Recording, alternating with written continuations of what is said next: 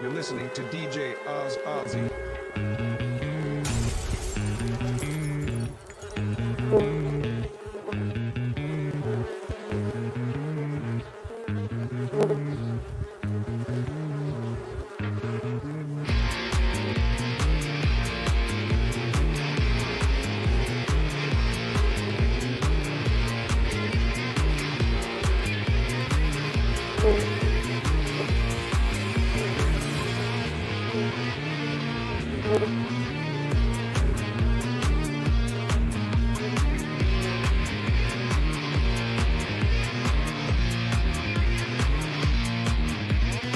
Would you believe me when I tell you, you are the queen of my heart? Please don't deceive me when I hurt you, just ain't the way it seems. Can you feel my love buzz? Can you feel my love buzz? Can you feel my love buzz? Can you feel my love buzz?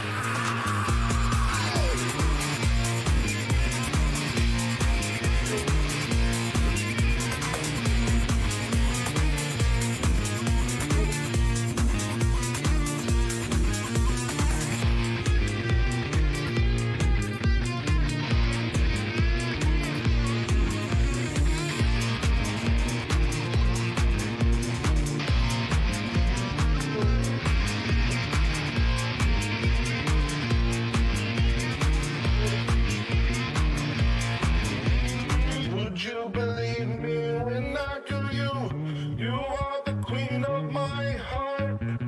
Please don't deceive me when I hurt you, just ain't the way it seems. Can you feel my love buzz?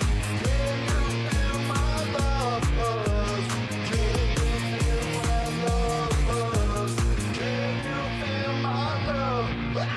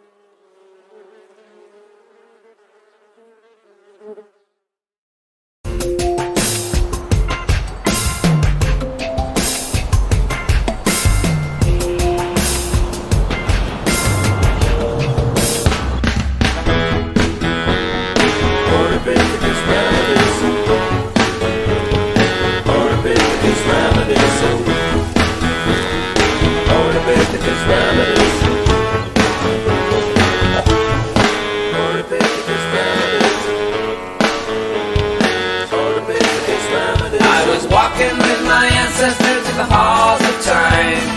With 100-power grandmother was standing there just kind of swaying to and fro. We stared at each other, she smiled at me. Though she's not quite human, she's not chimpanzee. Oh, Ardipithecus ramida, she's related to all.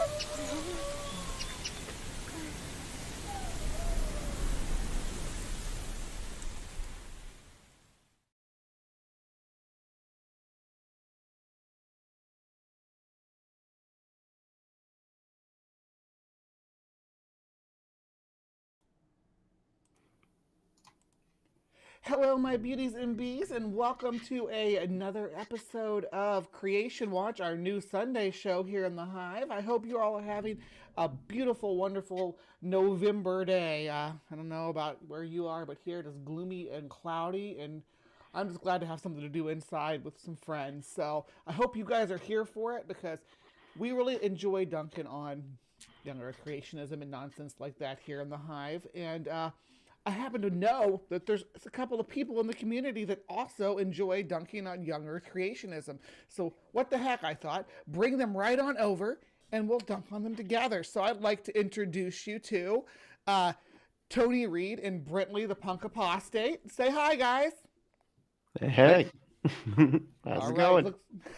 looks like your audio is working anyhow. Thank you for coming on the show. We got the old school YouTube apologetics meets the or counter apologetics meets the new school younger apologetic arguments. Tony's been doing this for over a decade now, I believe, right? Since it was about 2015 is when I go ahead. Yeah, 2015 is about when I started the show. I actually had a channel since 2004, but I didn't know how to do anything other than just post little videos. I didn't start actually going after creationism until about 2015, 2014.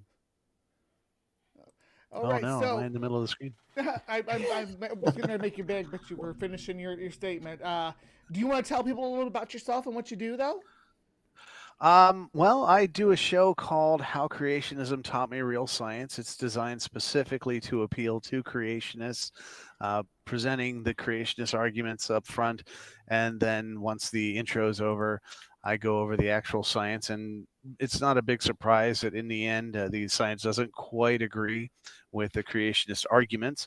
I'm not, I do take a soft approach. I don't literally go in saying that creationism is wrong because I can't completely prove that, but the arguments I can definitely prove are either completely misinformed or just completely fallacious, and that's usually what happens. But the cool thing is, if you're ever arguing with somebody and you want to know what the source is for any of your arguments, I do put all the references to every single paper. Put the links to them in the descriptions of all of them. I want to make sure everybody has all the resources to make the arguments that they need to. All right. Man, you're showing me all these videos that I did. I didn't realize I put that much up. That's a lot of stuff. These are great, though. These have been a pillar of the community. These videos are this little series. Thanks. It holds a lot of these counter arguments up because they're the concise between what do you guys mostly between a couple of minutes and 10 minutes, right? Most of these are under.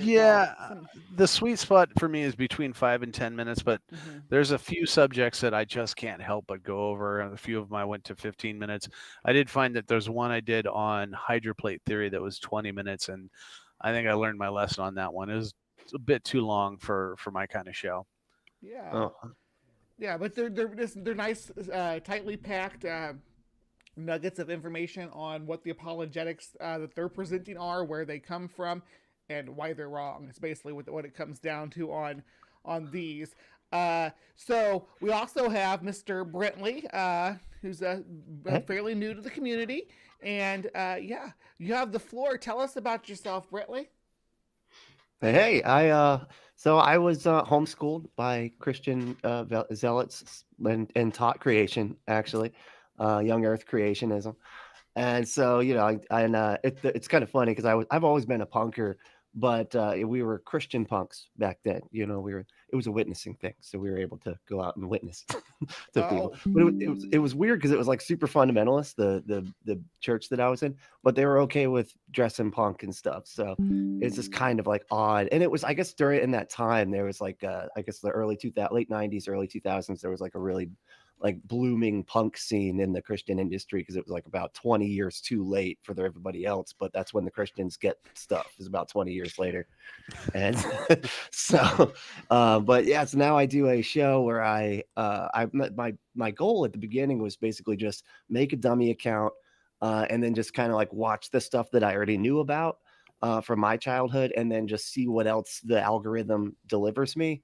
And I'll just, start just clicking my way down the rabbit hole of the call it Fundy Tube algorithm. And it gets more and more insane the more you watch stuff. It's crazy. But it's really fun. We just kind of do the Mystery Science Theater, making fun of it as we go kind of deal. And it's a lot of fun. I love it. I love improv. So it's kind of like my my mental way of like getting all of my dumb jokes out and just like reacting to this. Well, I always have fun watching your shows when I can catch it, and I watch them back when I can't. They run a little longer than Tony's, but you usually live stream about between half an hour to an hour. Sometime usually about 9:30 in the morning, right? That'd be my time. Well, 9:30 your time, and usually 9:30 my time, which is Eastern. So I guess it's like 8:30 for Central. 8:30 my time, yeah. Jeez. So it's early. yeah, but it's a morning show. If you want something to listen to while you're getting ready in the morning, you want somebody talking about bad fundamentalist arguments and things like that, punk apostate on while you're brushing your teeth and getting dressed for work, or if you're driving to work, you can play it on the commute. So absolutely. Well, thank you both for coming by. Let me explain a little bit about what it is that we do here, and that is we take creationist arguments, not necessarily evangelical. They can be because we do tackle young Earth creationism here, but also flat Earth people. Last week we did Tartaria. I don't know if you all are familiar with Tartaria, but it is this idea that there was these lost kingdoms that existed before modern, for ours, but not long before, like in the 1700s. They believe the 1850s, I believe, was the last reset, which is when the world reset. It was when the world was covered with a giant flood of mud, and instead of like cities like Kansas City weren't built by the settlers, they were dug out of the mud from the old world. The Great Plains is just the mud flood. Settled. Yes, right? Okay, flood. yeah. Mud fossils. I've heard of this. Yes. Okay. Good. We're on the same page. So that's what we did last week. We've done the Electric Universe in the past. We've done a few things. This is a new time slot for this show, though. So I'm trying it out, and I used to do it solo, but I find it so much more fun to do it with guests, especially if the guests are interested in the topic that we're covering, or if I think it'll be funny to see how they react to the topic. So for this, we're doing both, because I think you guys will get a kick out of this video. This is kind of an older one that we're watching today, and I don't know if you got a chance to preview it. I think you both mentioned it to both of you, so you kind of know what we're up against. So this is about 5 years old, but this is some young Earth creationist arguments. The channel that put this out is called the Creation Club. They have just about a few less subscribers than me, but they have 26K views on this one video. 26K is very impressive for a channel that size. So this video, just based on if you base your things on algorithms and how popular something is, if they have truth value, then this video should be pretty damn convincing to all of us that nature is evidence for God. Agreed? That we're going into this open-minded right now, that we're going to say that this video is going to be convincing. Okay? That's the mindset. That's where your headspace should be as I push play here. Okay? All right, Here we go.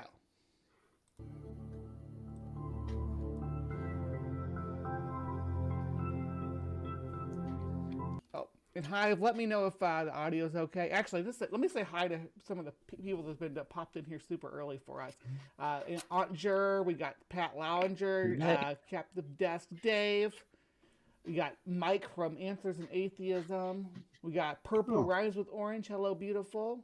Yeah, I just want to say hi to everybody who was already in here chatting. Yeah, let's go.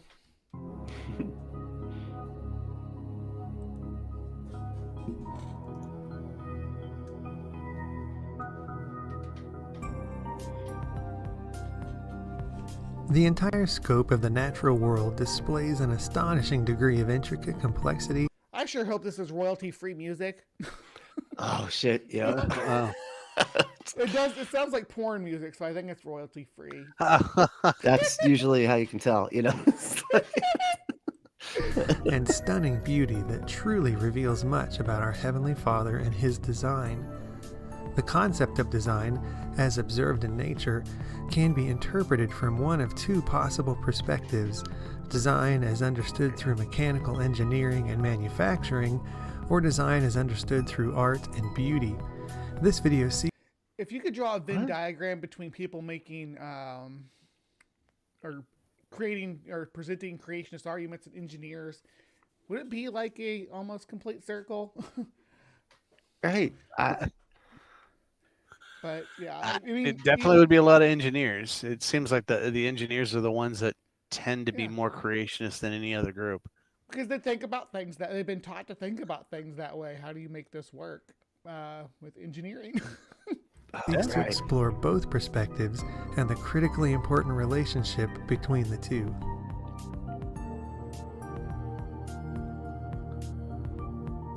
Creation Club. How do I become a member? You can't even comment to ask. Because remember, the comments are turned off. Oh man! I wonder what happened. Now, if it's meant for children, it automatically you can't comment on it. So they published it thinking it was meant for children, and I probably don't care that nobody's going to comment on it. Damn, I thought that R and Raw was just like, hey everybody, come check this out. Like, and that's enough to get it shut down. Yeah. I wanted to join the Creation Club. Oh no, now I can't. Can't do it. No. Oh well. A simple Google search will generate the following definition for design: purpose, planning, or intention that exists or is thought to exist behind an action, fact, or material object. So I just want to take a look at, because they're obviously choosing the second definition there. Plan or drawing, produce or show, look. Okay. Decide upon the look and functioning of. Okay, so they're definitely choosing the second definition. But they're using it as because this can be a descriptive or a descriptive or prescriptive definition to a function. You can prescribe a function to something that it wasn't designed necessarily to do. So right. Okay. So it's essentially doing a completion fallacy. They're just using a different definition for design, or a specific definition design that works for them, as opposed to, I mean, that when we're using something that's designed, we're talking not about that somebody actually went and designed it, but that there is a structure to it that we that we call the design. Timber floats on a river. So if we put something on timbers and float it down the river, we're making that's a tool that we designed, but we didn't design it to perform its function, right? We're prescribing. We prescribe it that function by using it in that way. We give it that what we call purpose and function and purpose. It seems like though I'm sure this will come up very soon. Function and purpose, they seem related, but you can have a function without serving a purpose. I mean, a hammer is not yet meant to be used as a doorstop, but if you need one and you have a hammer, you can use it as a doorstop. It's not its purpose, but that's its function. Right. And like right out the gate, like I feel like this already fails. Like anytime I've done an essay, this gets you to fail the essay. It's been like Webster's dictionary defines blah blah blah. Like, isn't that? And they're just starting with that. Like, and it's Google now. It's not Webster's. They start with Google defines it this way. That would be probably usually Google when you get their definition. It's usually dictionary.com that they're sapping it from. Oh yeah. Yeah. Sumami wants to say, listen, people with engineering degrees may not be as fancy as physics, but yeah, no, most engineers are freaking awesome. Some of the smartest people I know are engineers, and some of the things engineers freaking figure out blow my mind. But yeah, when it comes to the arguments for young Earth creationism, they're usually arguments from an engineering point of view, saying somebody had to engineer this to make it work. I'll say that also that engineers are in fact a type. They're a applied physics. I mean that they may be specifically addressing structure, but they are applying physics. That's what they do, and they're no slouches. I've noticed hanging out with a few of my engineer friends. I've gotten my mind blown just by them talking about the workings of watches and clocks. Right. Very interesting people, very clever, but for some reason they also do tend to do tend to sway more creationist than other groups do, than other scientific groups do. I think it's mostly the reason I associate it with engineering is the teleological argument. Generally, that's where I find it rooted in the watchmaker, the irreducible complexity. All that's a teleological argument from an engineering perspective to say, hey, this couldn't have come about through natural processes. Had to be engineered somehow. That's why I brought that up about engineering. Not trying to dunk on engineers, just making that clear. Most engineers I know are like incredibly intelligent. So, yeah. I do want to just clarify that. Some of the channels that I watch the most are run by engineers. And Bill Nye the Science Guy was an engineer. Oh, that's right. That's right. Yeah. It is easy to appreciate design and nature from an engineering perspective by recognizing the sophisticated array of interconnected biological components that are present in every form of life. This becomes even more apparent when considering that every form of biological tissue, organ, and bone is manufactured from an exceedingly complicated set of digital instructions that are encoded into every strand of DNA present in every living cell. Already poisoning the well. They're talking about the use of the words like the design, the structure, but more important, I mean, once they talk about that, then they go into digital instructions, and I know that they're going into DNA, and I've done an episode on that, specifically on how DNA, the type of information that's in DNA, and it's not instructive. It catalyzes, it causes, the ribosome has no choice but to react the way it does. It doesn't understand any instructions, and then it doesn't create an organism from there. It's a catalytic reaction. But they're poisoning the well already with these particular words to make it sound like, because everything implies an intelligent designer in there. It's an interesting tactic. Yeah, that's the kind of language that we'll see in Brentley's book when we take a quick break and look at that here in a minute. I do want to say, Answers in Atheism says, if you have a mechanistic intuition about life, it is more likely that you fall victim to the intuition. If your watch was designed like life, it would be mold. It's designed. Watches are designed for humans to be able to use too. There's things in nature that humans can use, but again, that's us prescribing a purpose to them. That's not them having that naturally. All right. Yeah. Award-winning science writer and former science editor for Newsweek, Peter Gwynn, embellished on this fact by explaining, each of those 100 trillion cells functions like a walled city. Power plants generate the cell's energy. Factories produce proteins, vital units of chemical commerce. There's more of that language, factories. Yes, factories.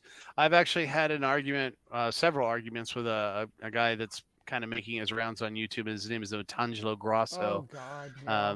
He's constantly talking about factories, and I've gotten him to, in our conversations, to understand that it is not a literal factory. It is a figurative factory. But they're, of course, bringing it here. They're presenting it as if it's, and in fact, a factory. It's something. It's a chemical producing another chemical, sets of chemicals. That's what it does. They do that all the time. They just, even outside of life, that we do see chemicals or chemical structures creating enzymes, or, well, maybe not enzymes, but other chemicals. That's that is, again, continuing to poison the well. And you see if you chemicals moving matter too, you can see chemical reactions moving matter around, moving molecules around. It's like that's part of what chemistry is. It's not just changing. It's also able to cause physical movement. It's able to actually have that effect on physical reality without it being magically prescribed to do it. It's just a chemical reaction that when these two chemicals mix, they create a pressure that pushes this way and that way, and that's how this part moves. It doesn't need a mechanic to prescribe it that ability at all. Yeah. Complex transportation systems guide specific chemicals from point to point within the cell. Sentries monitor the outside world for signs of danger. Disciplined biological armies stand ready to grapple with Sentries on your cells, yes. Yes, sentries. Like with their little, they got the little gun on their shoulder. A bayonet. Yeah. Reminds me of that Osmosis Jones or whatever, where the antibiotic was a little pill guy, you know.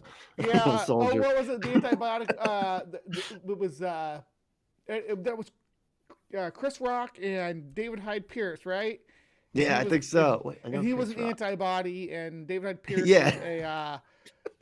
was it was like a medication or something the person had taken, like antibiotic or something like that.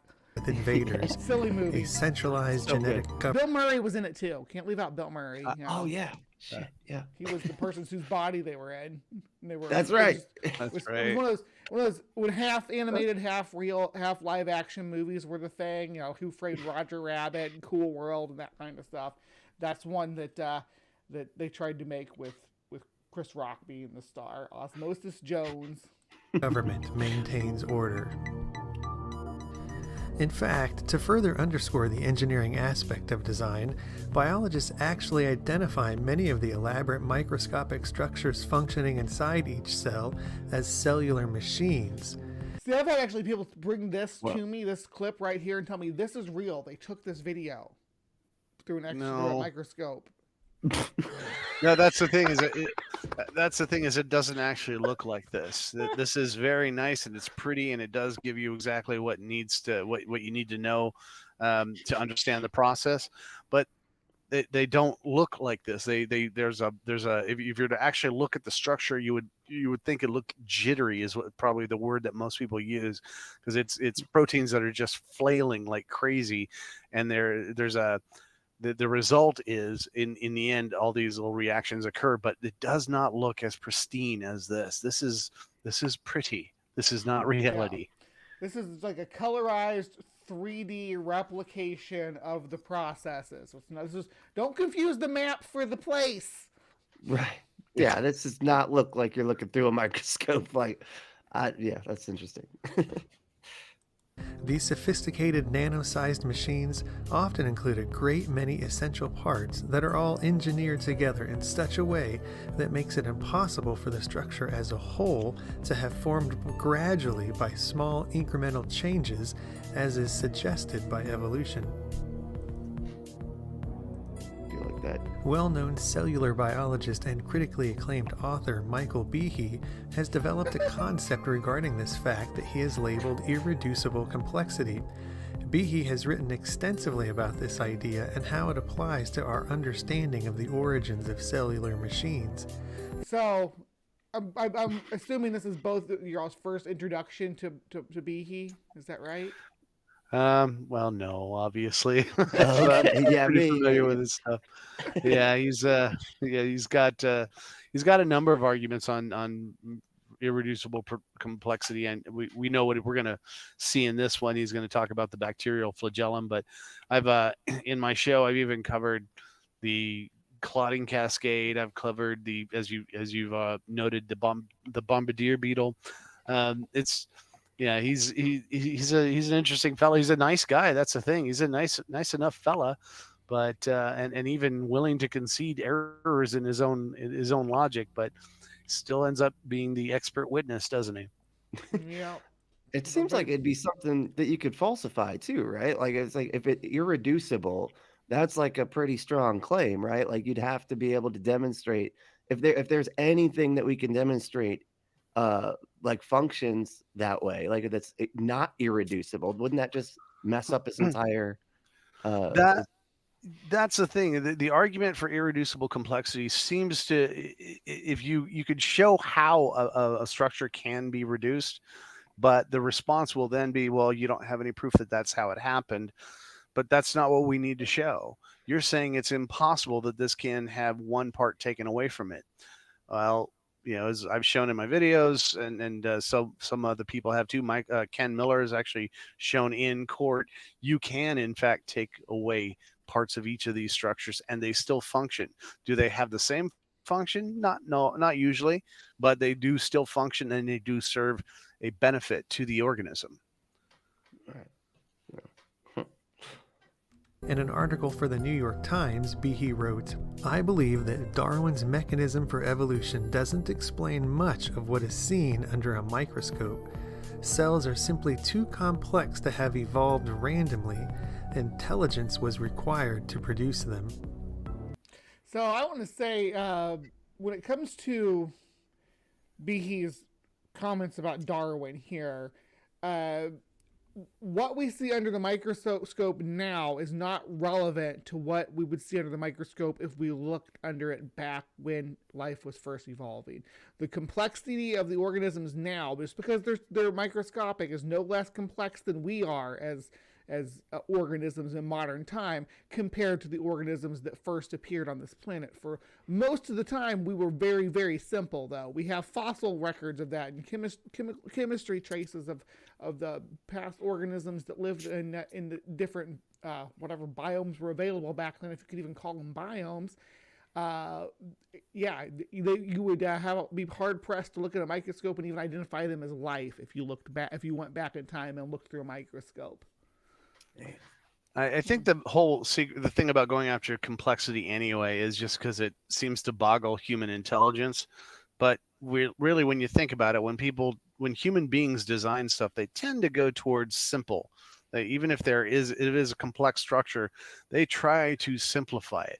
And to me, it would seem it'd be more of an example of design or intelligent design if they became simpler and simpler. They don't. They just they come together like they're hodgepodge. They're not as efficient as we think we could design them intelligently. But it's something that boggles the mind. And when your audience are people that are already not scientifically literate, that's going to be enough. That's going to convince them. And yeah, it's like a Rube Goldberg machine or something. Like, yes. Like the more complicated, the more silly it is. Yeah, exactly. And there are things about biology that even when this video, not when Behe wrote this in '96, when this video came out 5 years ago about what humans are capable of engineering as far as mimicking and surpassing the biological life, like the robots that we're building today. Didn't exist back then. The versions they had back then were silly. You used to watch people knock them over and trick them and scoot stuff around and make them chase after it and stuff. Now they're like super athletes. They're doing like freaking backflips and slam dunking the basketball and catching it, knowing exactly where it's going to land and be able to intuit from the angles and everything that a robot could defeat anybody at basketball now, right? But 5 years ago, no. So yeah, well, that's the one of the things that they do that is done in technology now. He's going to be talking about irreducible complexity, but there's something you've heard of, I'm sure, specified complexity. And what I found in my own covering that subject is that these days engineers now use evolutionary algorithms where they're actually using random mutations and selection because they actually design complexity far beyond the capability of any known intelligence. And so a lot of your cell phones now are designed that way. I've actually covered a Pierre Legrand, I believe his name was, who designed an entire system for a hearing I forgot what it's called, but it's an implant for your ears, so that if you're hard of hearing, a cochlear implant. Thank you. He found a technique evolving the system, which had been able to create the optimal system within a couple days, and it was for people who had been working with doctors for 10 years and still not gotten that optimum design. Again, when it comes down to complexity, seems like at least evolutionary algorithms, the ideas of random mutation and selection are far better at designing complexity without intelligence involved.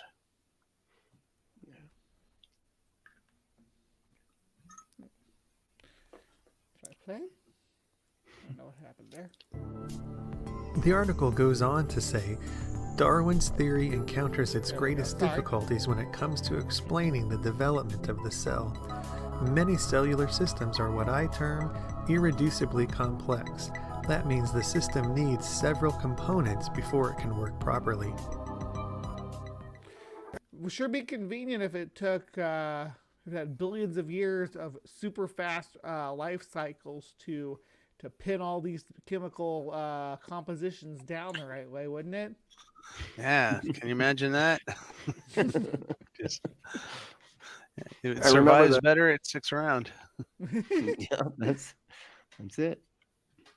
First time I looked in a biochemistry textbook and I saw a drawing of something called a bacterial flagellum with all of its parts in all of its glory. It's had a propeller and the hook region and the drive shaft and the motor and so on.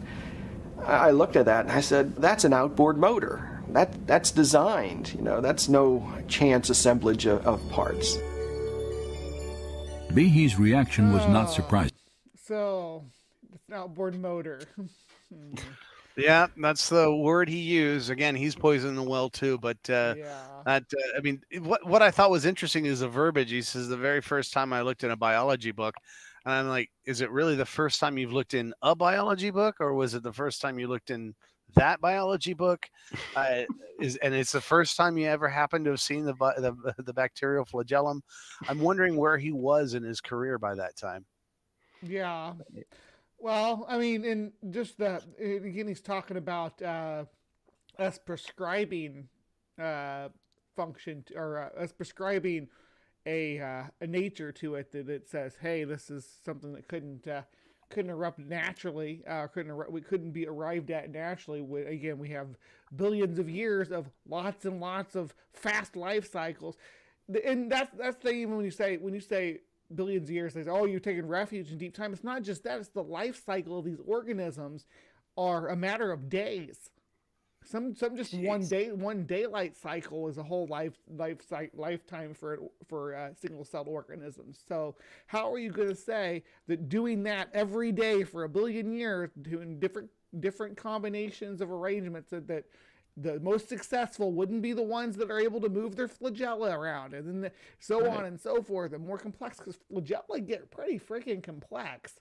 There aren't just always just this one whip on the end. There's other variations to their structure.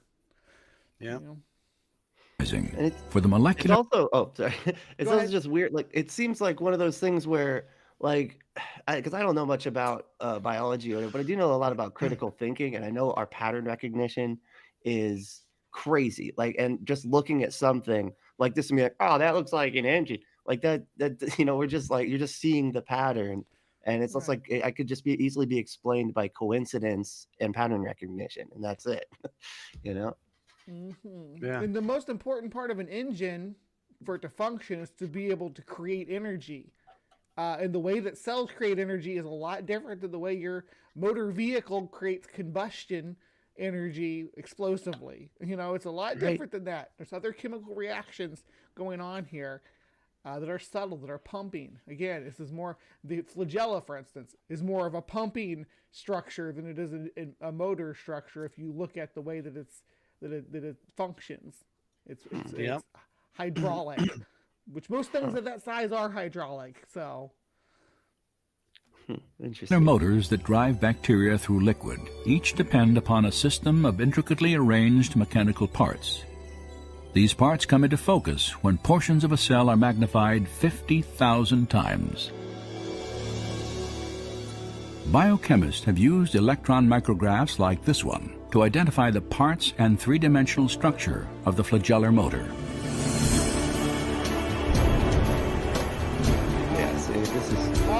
it's blurry because they're gonna try to poison the well. I'm sorry, my bad. Yeah. Oh, right. Yeah, that was on purpose. So I can't show you what the actual thing looks like because I want you to think it looks like this. So we're gonna blur it. Right. Because I was gonna say it's just pattern recognition, but it's even worse than that because I blurred it. So it's like, you know. It's pattern recognition if you squint real hard. Exactly. Exactly. In the process, they have revealed a marvel of engineering on a miniaturized scale.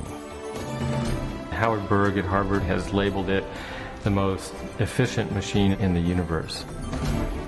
These machines, some of them are running at 100,000 RPMs and are hardwired into a signal. So, okay. The RPMs. Sorry, the RPMs that he talks about. Yeah, he's trying to make that sound like it's very impressive, but when you're talking about molecular structures, I mean there's a concept called the cubes.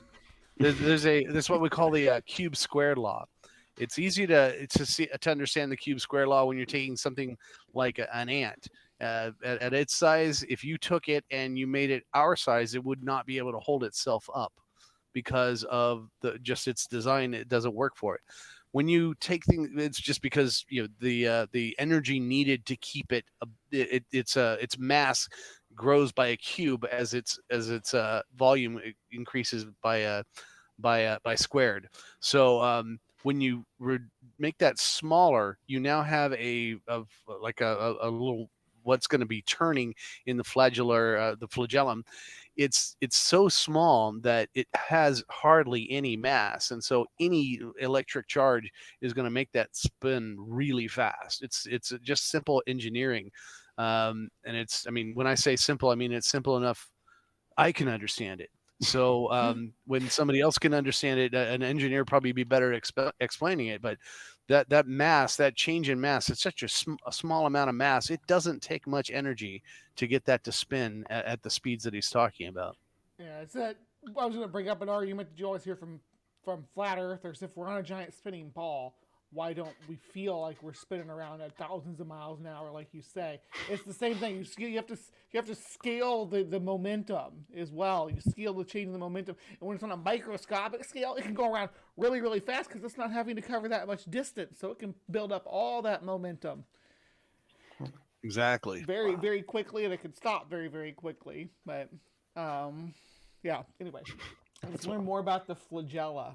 Let's flagellate ourselves a little bit more with this video. Transduction or sensory mechanism so that it's getting feedback from the environment. And even though they're spinning that fast, they can stop on a dime. It only takes a quarter turn for them to stop and shift directions and start spinning 100,000 RPM in the other direction. And just like outboard motors on motorboats, it has a large number of parts which are necessary for the motor to work. I wonder if they're the same parts, though. Do you think they're the same part, Michael? Exactly the same, yes. I'm sure there's a carburetor in there somewhere. The drive shaft, so... Yeah, where's the pistons, though? How's this working? How do we know? What's the horsepower on this puppy? Snail power. The bacterial flagellum, 2 gears, forward and reverse, water-cooled, proton motive force. It has. Did he say water-cooled? Water-cooled. Come on, water-cooled. Everything that's small. It's like I said, everything that's small is hydraulic. It's also water-cooled. It's in water, so it's water-cooled. Could be cooled by it.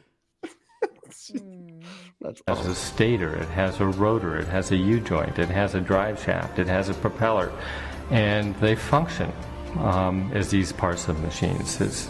You're prescribing those to it, though. We got to keep that in mind. There's not a propeller, though. There just isn't a propeller. It maybe it acts. Maybe that a whip-like tail does propel it, but you're not. There's nobody going out to a bacteria saying contact and then spinning a propeller to get it started. Cranking it up, yeah. Jesus. Wow. It's not convenient that we give them these names. That's truly their function. Since its discovery, we just we should let him talk for like 2 We more discovered seconds that, because it's like, dude, no, No. you're prescribing not describing here, sir. Right. Yes. Scientists have tried to understand how a rotary motor could have arisen through natural selection. They're spending all their time. This has basically been Otangelo, the video so far. So Yeah, just not quite as strangely, not nearly as verbose as what he would give. He'd talk about proteins and he'd go down a list of things that aren't working. This is at least a little bit, takes a little bit of time in between. Yeah, Otangelo does gish gallop a bit, but I debated him twice. It's never never about this though. It was always about the universe and God. Wow. Did you engage him about this topic though? Because my debate with him was supposed to be about the real world applications, because that's really what I care about. I don't, even if creationism was true, it's still useless. Even if it was 100% true, you can't use it to form a hypothesis. You can't use it to predict the evidence before you see it.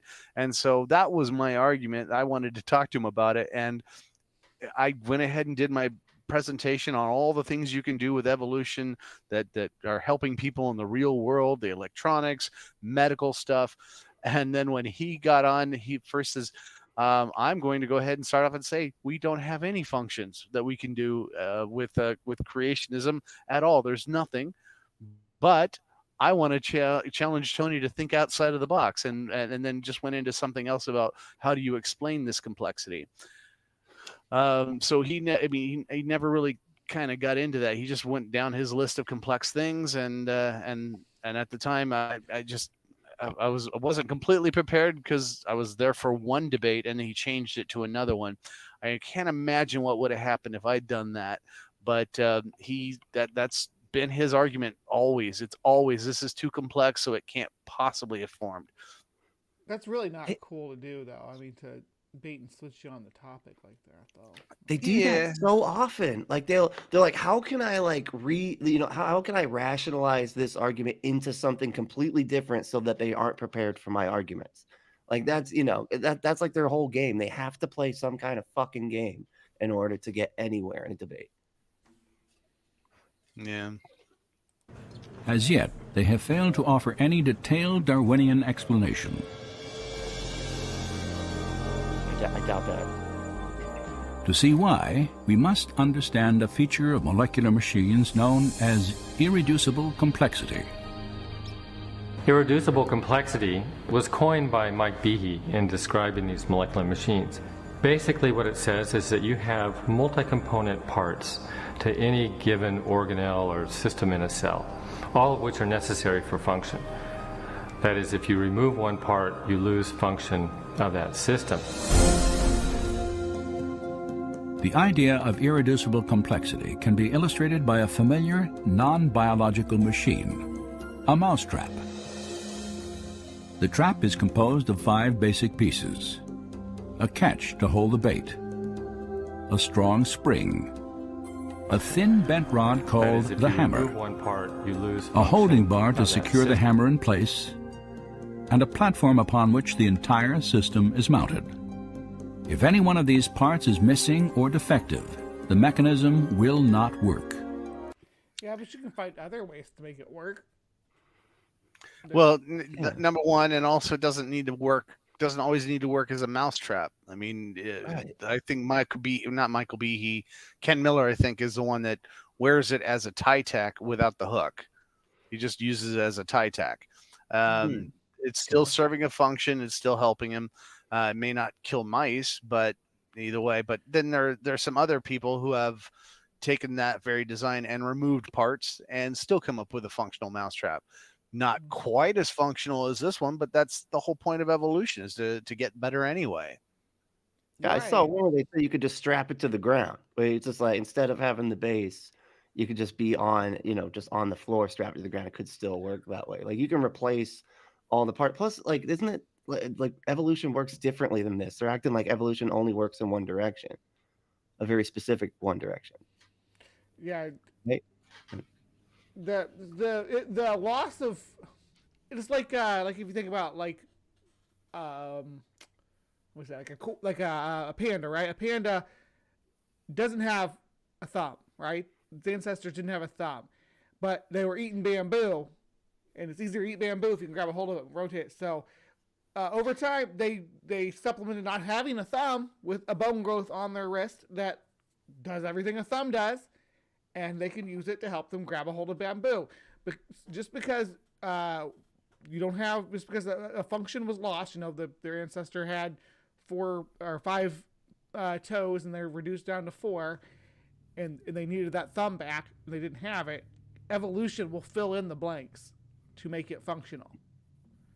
Evolution will develop that feature is developed more than once. That's why we thought the red panda and the giant panda were related, because they both had that feature, but it's just it's the same adaptation to the same problem, having lost a digit. Yeah, that's fascinating. All components of this irreducibly complex system must be present simultaneously for the machine to perform its function, catching mice. Irreducible complexity. Oh, let me catch up with the chat real quick before we get far in here. So, captive. No, not Behe. His mousetrap can be reduced to a single spring that can catch mice. Yeah, you could rig up like a snare or something with just the spring off of that. Absolutely. Ken Miller dismantled Behe's arguments, and so did his students. Yeah, Ken Miller did the class, right? That was one of his projects for his class to do, was try to find a function for a mousetrap that was made so it wasn't irreducible, and they turned him in for a grade. That's brilliant. Well, also in the Dover trial, Behe offered the bacterial flagellum as an example of irreducible complexity, and Ken Miller presented that very same structure, the very same one, and showed how you could take not just one but 40 pieces of it out, and it will still function. Now, the thing about that is Behe had a chance to respond to that and chose not to. So we got into this and them telling us that so far no satisfying explanation has been provided. Well, there has been an explanation provided, and you had no response to it. Yeah, he didn't know. He didn't want to engage that. Didn't want to engage that. That refutation, or what about the word I'm looking for? Refutation to his the cornerstone of his arguments in general. See, and answers in atheism said. Where would it go? It's okay to have fun no matter what happens. Okay, where was I? I'm trying to find my place on my. Purple agrees about the square cube law. Sumami says she caught a real big fish, an indica fish today. Haha, I get you, girl. Nice. I just read that the Kiss singer died. Rest in peace, Paul Stanley. I don't know if that's really true or not. Yeah. I hope not. If not, my condolences to his family. It's been, I guess Henry Kissinger died, but fuck that guy. Pretty bad. Yeah. Very popular with the ladies, I guess. He was apparently very, very, very popular with women. That's what I'm told. Yeah. Really? No, I didn't know that. Yeah. So if you're having problems getting a date, always just think about Henry Kissinger. Look at him. Yeah. Works in bed too. It works in bed too if you want to last longer. Just no. That's how he did it. He had a mirror in the room. He could just see himself, and that's. All right, can we start working on growing an extra finger to help hold our smartphones more efficiently already? Yeah, right. We'd evolve more efficient, either more efficient hands or more efficient phones. I bet we'll have more efficient phones first, but right. Either way would work for me. Yes, our pinkies should become opposable like our thumbs. That might make grabbing some stuff awkward, though. And why would we never evolved a pocket like a kangaroo so we can place and carry things when we're naked? Says purple rhymes with orange. Well, that's I'm kind of glad we're not a marsupial. Imagine giving birth to like one of those things that they show you at the pro-life things, one of those little plastic fetuses they show you. Imagine giving birth to that and then having it crawl up into a sack on your stomach and latch onto your nipple. Oh God, yeah, that'd be brutal. Pouches are gross. Could you imagine just like you're sitting there watching TV and all of a sudden you see this tiny thing crawling up your belly? Oh, I don't know. I've seen what my grandma used to do with her cleavage. She used to, I mean, actually everybody. She put stuff in there all the time. So she had a pouch, whether she had one naturally or not. Oh yeah, that's true. That's right. I got secret pouches right here. I got two. That's it. Yep. I do want to applies address to the whole Paul biological Stanley machine. thing. Oh, I don't see any evidence that, I mean, I'm looking up and I don't see any evidence that Paul Stanley's passed away, but that may change. But so far, I don't see any evidence for it.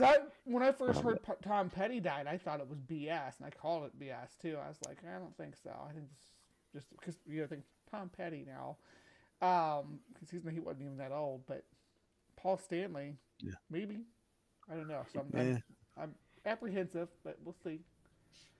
I do trust John if that's what he's saying. Right. Including the bacterial flagellar motor. All told, there are about 40 different protein parts which are necessary for this machine to work. And if any of those parts are missing, then either you get a flagellum that doesn't work because it's missing the hook or it's missing the drive shaft or whatever, or it doesn't even get built within the cell. I think it could work without the hook, maybe not as efficiently, but it would still work. Yeah, it'll still work. Once you get a whip spinning fast enough, it'll create its own hook. Without any of the flagellum itself, it still can be. It can still project the organism. It just won't be going that fast. But just the fact that because it shoots out electrons. I mean, that's kind of what the part of those parts are. They're co-opted from ATP synthase. They push out electrons, so that's going to be a propulsion anyway. The fact that there's a flagellum there now just makes it more efficient.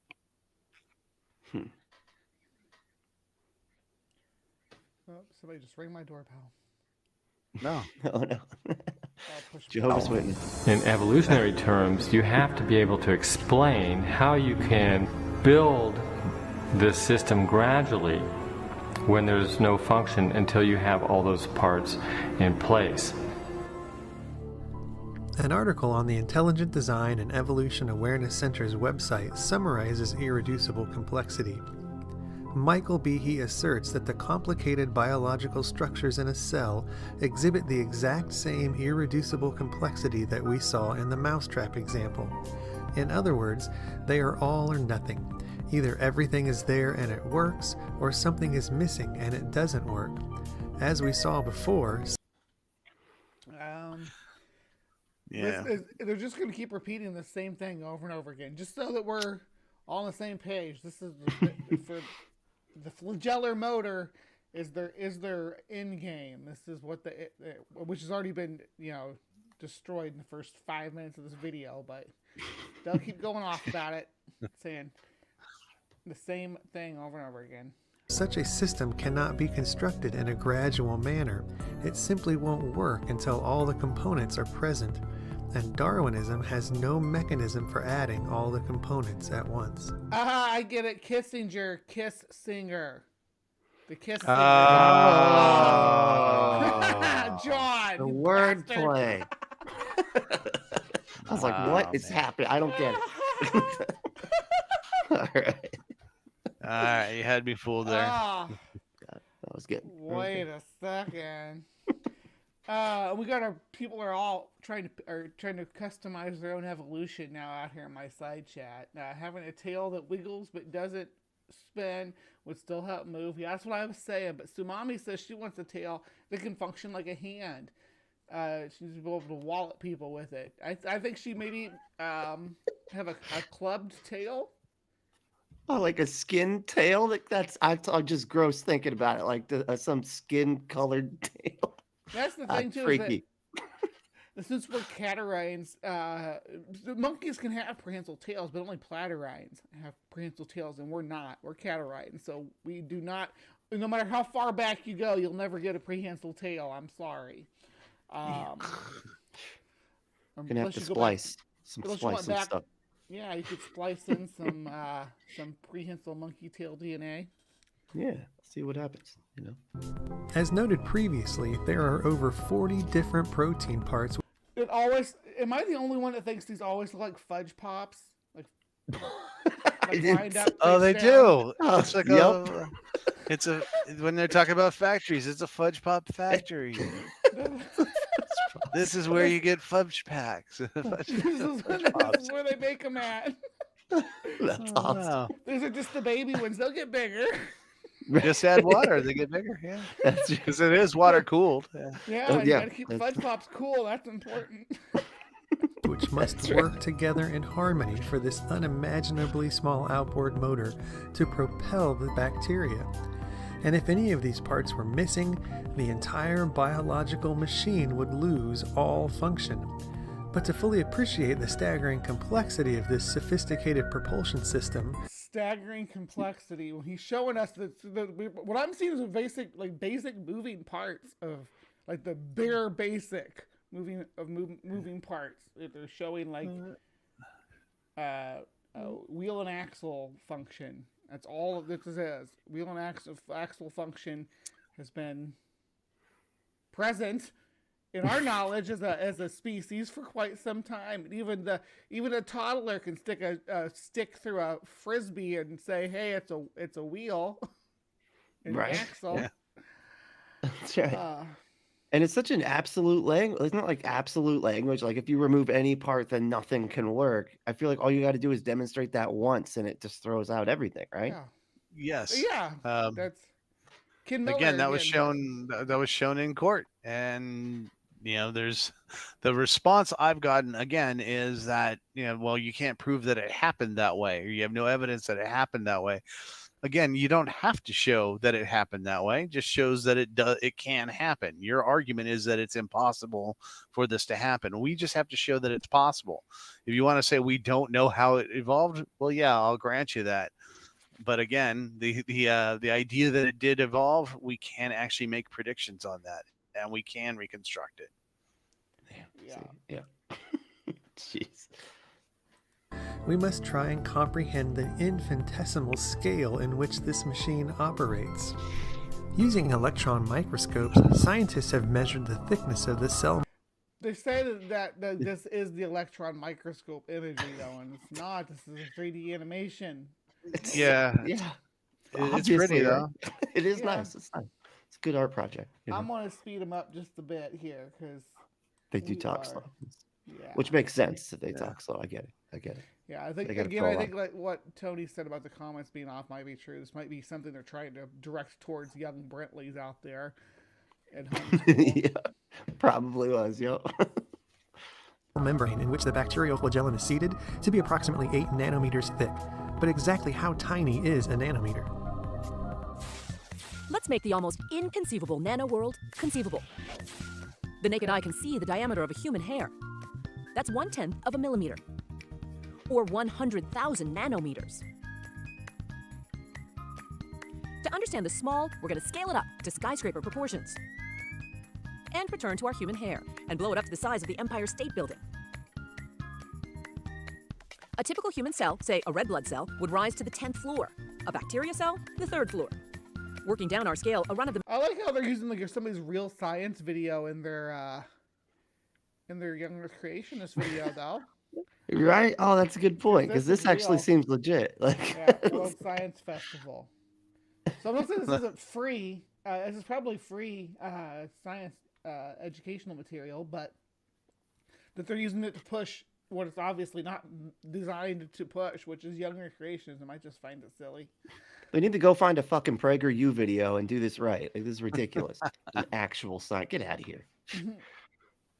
Milk protein molecule would be the same height as a small dog, about 1.5 feet. And a nanometer, on our Empire State scale, it's less than 1/4 of an inch. That's about the size of 5 microscopic atoms placed end to end.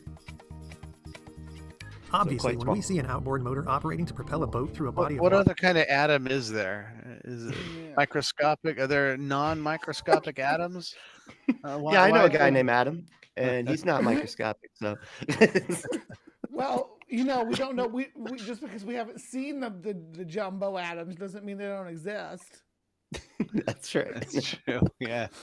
It's probably around Mars. You know, it's orbiting around Mars. We can't prove that it's not. So Yeah, it's the teapot. exactly. Russell's teapot. There you go. That's right. Russell's jumbo molecule. we inherently understand that machine is the product of intelligence. We instinctively know the multiple complicated inner working parts were And designed. that looks nothing like the flagella. At all. Like No, not even not at all. close. It's like- Even when they try to present it with it spinning so that the jet it leaves is like the whip, that's actually not how the flagella works either. It actually has a whip. that yeah, it like spins goes back. around. It just whips around. Yeah, it doesn't. And there's Wow. no blades. There's no turning blades. engineered, manufactured, and assembled by intelligent beings. Thus, it stands to reason when we see an outboard motor measuring only 8 nanometers functioning to propel a bacterium through cellular fluid, those multiple complicated inner working parts must have been designed, engineered, manufactured, and assembled by an intelligence far superior. You think they were assembled by an intelligence? Wait a second, that's a whole nother claim there, sir. How tiny is God? How tiny? Just showing up little cells, putting them together. There's an argument I hear about biomimetics, the constant. I mean, I can go my refutation of it, but they always bring up. I get a lot of arguments about biomimetics, where people are impersonating whatever we see in nature because it was designed by an intelligence. It would work for us.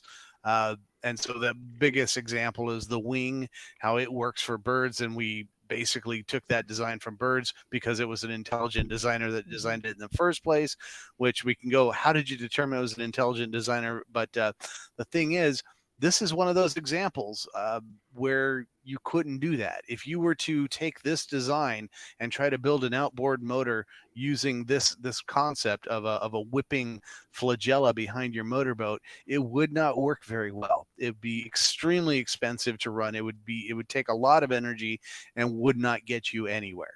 Yeah, you'd be really slow. That's You'd true. move, but you'd move Yeah, like a little bit. one of those cells that you saw moving all wobbly and like when you see a beetle try to fly. That's like one of the big jumbo beetles. That's what you'd move like through the water with a flagella.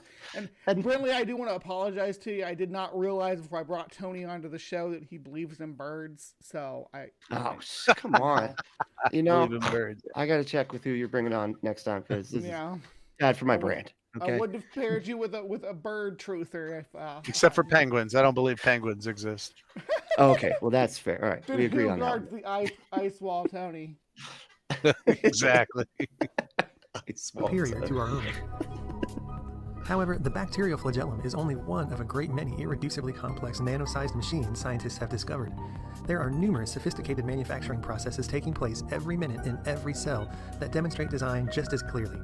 The kinesin linear motor protein is a minuscule transportation machine that delivers protein bundles by literally walking across. That's the one. That is the one that. There we go. Yeah, again, it does not look like this. It looks Yes. completely different.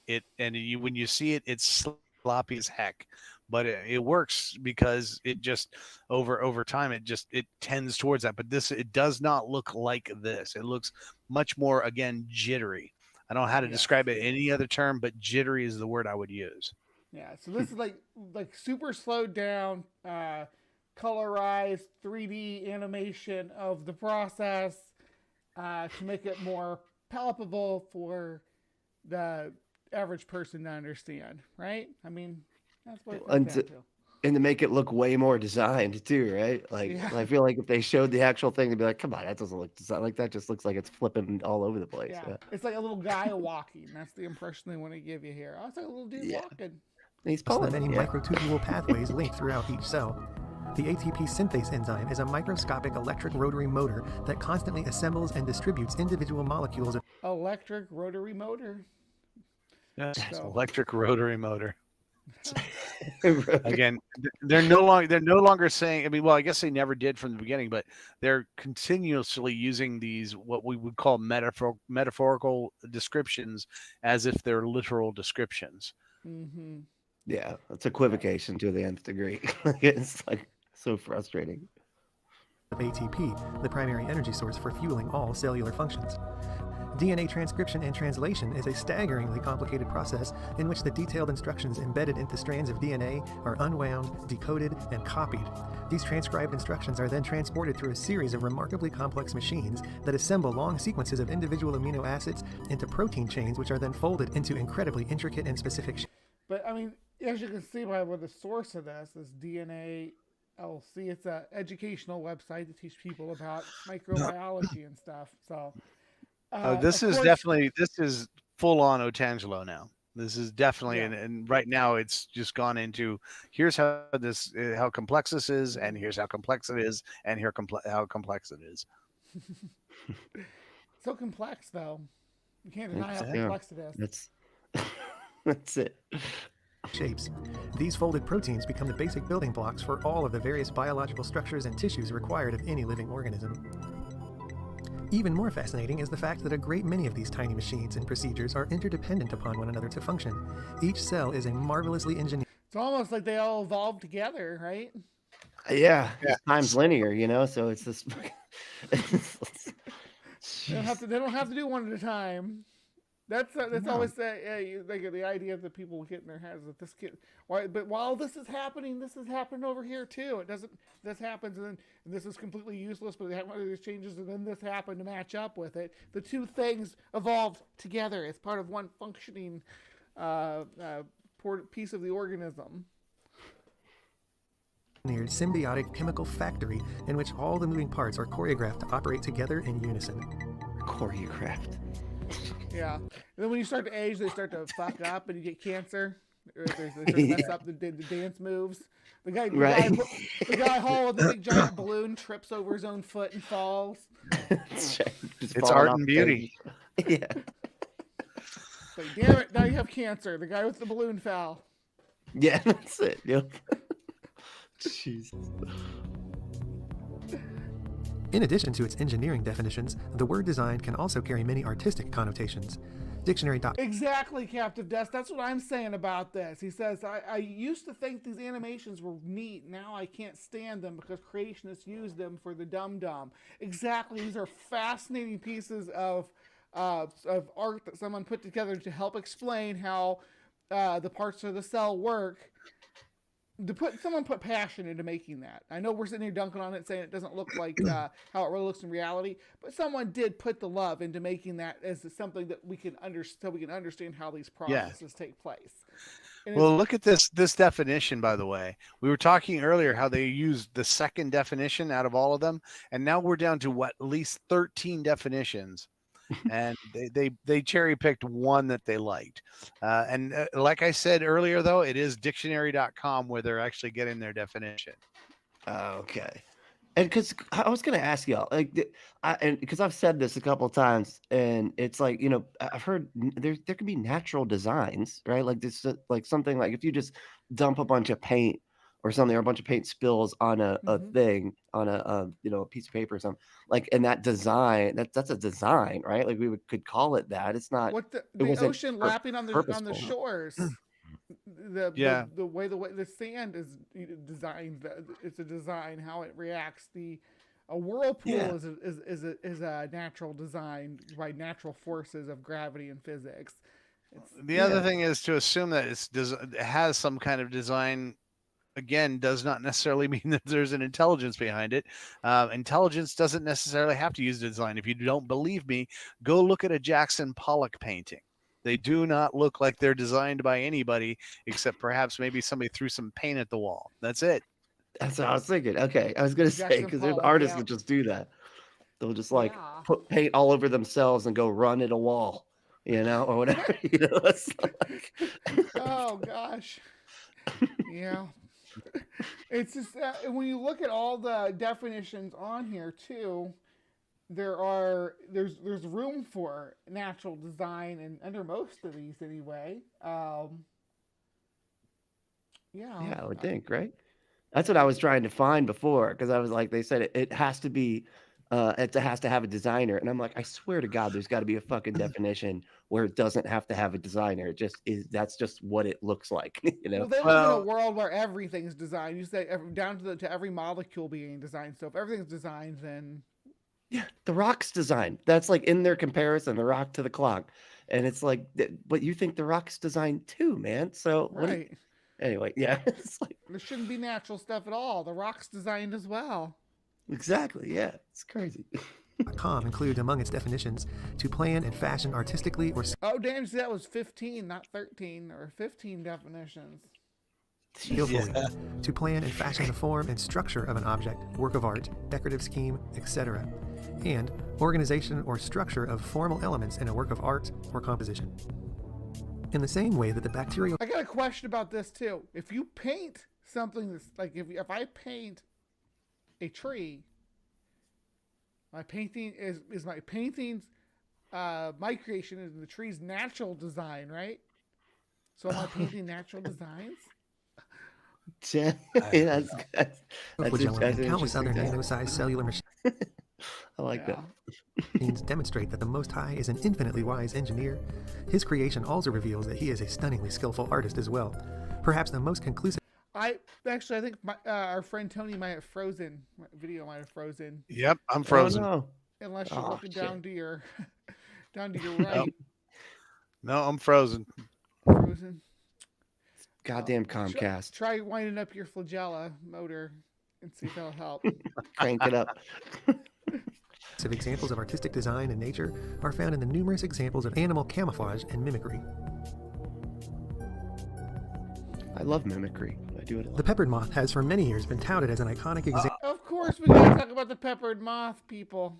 Yes. Example of evolution in action. After the surge of the Industrial Revolution, when trees were being covered by the soot of nearby factory emissions, these white speckled moths became easy targets for hungry birds.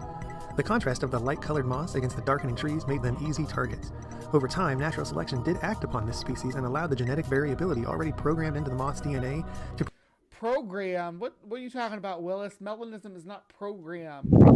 Melanism is a epigenetic response to environmental pressures. Yeah.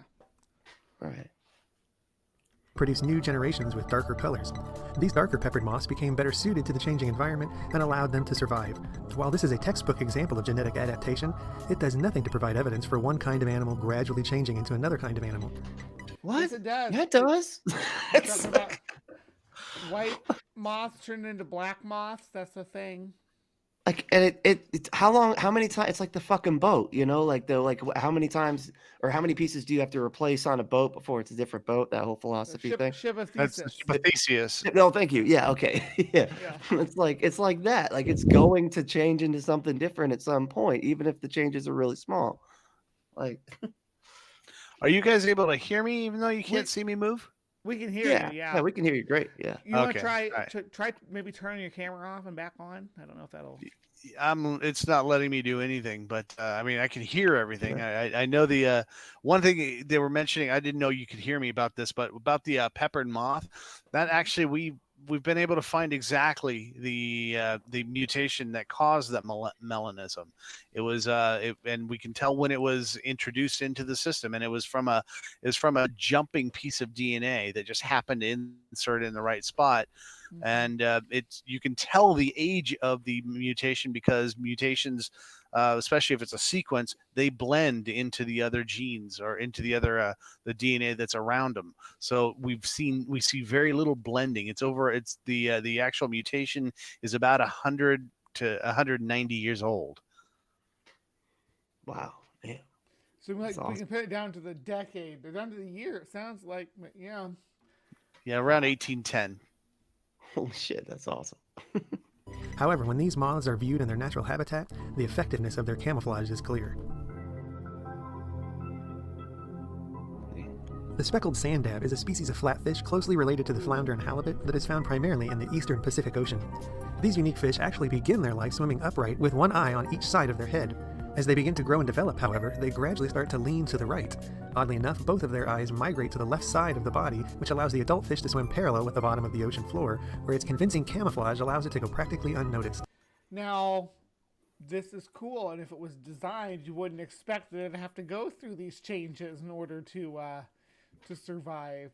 If it was, why is it designed to have when it flattens out to have one cockeyed and one normal eye? Right. Yeah. You'd think if it was designed, it would be designed that way from the beginning. Right. Yeah. Just straight out the womb. Or at least that when it completed its process, it wouldn't be so obvious that the other eye is not the same as the one that belonged on that side or that started on that side.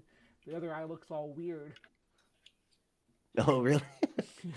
That's funny. This species, which will sometimes bury itself in the silt and sand of the ocean floor, is also equipped with a remarkable ability to change and alter its color and patterning to better conceal itself from predators.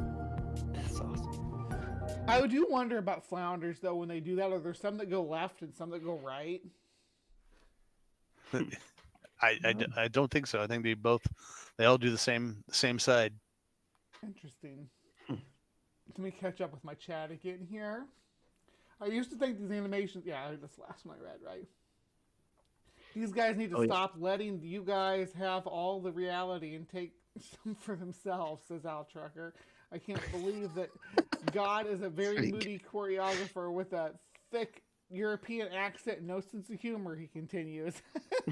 I could see him too. That's awesome. Couldn't possibly be that humans learned math and applied it to art. It's got to be the goddess is actually not only a designer, but also an artist. And that's why we have the mole cricket, says Sumami. The mole cricket. I do like mole crickets. They have such a pretty little chirp. Yeah. Oh, yeah. Yeah. All right, continuing on. The great horned owl is a beautiful example of predator camouflage. These nocturnal hunters are the most widely distributed owls in North America, having a habitat range that extends from northern subarctic North America down to the southernmost tip of South America. There is significant variation in the coloring of the great horned owl's plumage, ranging from red to brown to gray. Additionally, there can be regional differences in coloration of the birds. For example, great horned owls in northern snowy subarctic ranges are typically more whitish in color, while great horned owls in Central America can be a deep chocolatey brown. These fluctuations in appearance allow the different populations of great horned owls to stealthily blend into their specific territory and conceal themselves from their prey. Wow, that's cool. Now that is awesome. That's great. Yeah, that's a good picture. I like that. Are amazing. And their thoughts are that when I interact with creationists, they believe that our argument is that the owls decide to be camouflaged. Like the owl even knows that it's camouflaged. The owl just knows when I stay still, things can't see me. Yeah. And it's like, but it does interact with their environment. Like it can, I don't know anything about this, but I've always wondered about this, like when it comes to like camouflage and stuff, because like they do like know what their environment looks like, or they interact with their environment. Like, does that have anything to do with like the information that it puts back into its genetics and stuff to be able to do this? Yeah, maybe like a genetic behavioral intuition to acquire certain positions among the foliage or whatever. Praying mantises are a good example of that too. Like when they're sitting on, they sit on like my microphone, right here, Mm-hmm. and they don't realize they're on a microphone, that I can see them and they're bright green or dark brown or whatever color. They can't see that, but they don't know that they're not camouflaged. So they're not looking at this, oh, this isn't something I can be camouflaged on. They're like, I want to stand on the structural part of something and stand very still. And if I hear or if I feel breeze blowing, I need to move like a leaf. Right. They do that. I can sit here with it on my microphone and go, and it'll sway back and forth. And it doesn't know that it's imitating a leaf. It's like I'm a leaf. It's like when wind blows me and I don't want anybody to see me, I need to sway with it like this. Right. So they just naturally have that inclination to do so, with no more complex of a brain than any other insect, really. But they seem so much more charismatic because their way that they interact, you can get certain reactions out of them. That's so cool. An incredible collection of animals that are uniquely designed to be masters of their skies are the leaf-tailed geckos. Ooh, leaf-tailed geckos. No more camouflage. These are actually available on the pet trade if you wanted one. From the genus Europlatus, these geckos have bodies that bear a remarkable similarity to tree bark and tails that resemble dead leaves. These leafy appendages often include lines that resemble leaf veins, as well as portions of their tail that can even mimic leaf. These are so That is cool. real cool. Wow. Look at that. Decay or insect damage. Their leafy bodies frequently have fringed edges that allow them to better conceal themselves. They also exhibit a wide range of colors from beige, gray, and brown, and frequently have patterns of earthy greens which can appear as patches of moss or lichen. These small nocturnal reptiles, which are found only on the island of Madagascar, will often spend the day hanging motionless from branches or hidden among a cluster. See, look at that. Like, that's amazing. That one that's right next to it here looks just like the head. Like, which one's the lizard head, right? Right, yeah, that's awesome. Lizard doesn't know that. Lizard doesn't know. This looks just like me. No. When danger's around, stay still and lay down like this. He doesn't know that. He didn't decide to be camouflaged and be born to match a certain spot on this tree. That's not what happens. Of dead leaves. They also have numerous behaviors that allow them to evade predators. They will flatten their bodies against tree branches to reduce their body's shadow and can even voluntarily shed their tail in order to trick a predator. The stick insect includes a collection of species exhibiting some truly deceptive natural camouflage. Also commonly known as the walking stick, these insects have bodies specifically designed to mimic sticks, twigs, and branches. In fact, for many species, their eggs even resemble seeds. These insects can range in size from tiny species measuring only... I have raised these before. Their life cycle is so cool. They drop their eggs, just like seeds. They drop them from the forest floor just while they're walking. They don't, no parental care at all. The juveniles hatch. They're black, and to blend in with the foliage on the forest floor in the shadows. Then when they start to get bigger, they turn more green. Only a half an inch to the largest variety, which can reach 21 inches with its legs outstretched. While some species of stick bugs can be brightly colored, it is more common that these insects mimic their habitats in various shades of twig-like browns and grays or plant-like greens. Many species of walking sticks also include fake buds and leaf scars. There's a difference between twig-like and plant-like, apparently. What do twigs come from? Right. Yeah, because that definitely looks more twiggy. We lost Tony. I'm sure he'll pop back in. Oh man, yeah. No. There was one point. Let me know if I'm misremembering this, but I swear to God, there was like at one point when I was a kid, and my dad was like, "Oh, the stick bugs are harmless. You don't have to worry about them at all." And I like picked it up, and I swear, it like sprayed something in my face that like made my eyes burn and everything. Do you know what I'm talking about? Am I misremembering? There may be some species that can musk you. Let me see here. Stick. It sprayed you right in the face, huh? Yeah, I just remember my eyes like burning. I could like you could almost like a stink bug, they like spray that shit out, and you're like, like it's just, yeah, and it freaked me out. I was like, I thought you said it wouldn't hurt me. He's like, it's a stick bug. What? I don't know. I didn't. I never heard of that before. I'll be honest with you. The StreamYard guest app works great for anyone that's joining a panel. Okay. While we're waiting for Mr. Reed to come back, do you want to show your book real quick? I just want people to see it. Yeah. This is by Dwayne T. Gish. It's like this was my science in my homeschooling. I don't remember what year exactly, but I feel like we referred back to this throughout. I want to say middle school, but yeah, it's called "The Amazing Story of Creation," from science and the Bible. Which really it's just science from the Bible, and actual science is all stupid and wrong. And it's by Dwayne T. Gish of the Gish Gallop. And it's pretty fun. I like to go through it every so often and just kind of see some different parts. And it has, what's up?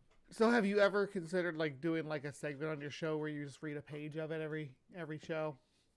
I honestly, yeah, I keep forgetting to do that. I want to do like a Patreon thing where I just go through the whole book slowly, like you're saying, like do like a page at a time. Yeah, give it the proper attention that it deserves. Right. Let me see if I have found like there was a bunch of parts I like went through when I was preparing for a talk with R and Raw, and I found so many times where it contradicts itself and stuff. Like it was just all like like it's stuff that you won't pick up if you're not like actually being critical when you read it and stuff. Like, you know, most kids wouldn't pick up on this shit, you know. But it's just like little things. It's just funny.